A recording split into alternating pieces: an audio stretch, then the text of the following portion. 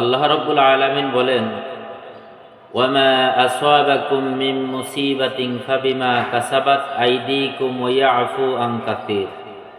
আল্লাহ রাব্বুল আলামিন বলেন, তোমার নিজের কুকর্মের কারণে তুমি নিজেই দুনিয়ার ভিতরে বিপদের ভিতরে পড়ে যাও।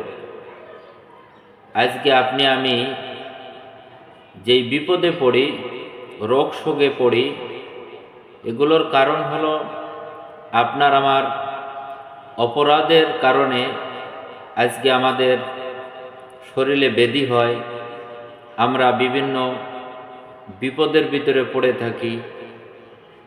তাফসীরুল আনোয়ারুলের ভিতরে আসছে যে মানুষ যখন অপরাধ করে, কুকর্মের ভিতরে লিপ্ত হয়, অন্যায় কাজের ভিতরে লিপ্ত হয়, তখন সে বিভিন্ন বিপদগ্রস্তের ভিতরে পড়ে যায়, রোগ শোকের ভিতরে পড়ে যায়।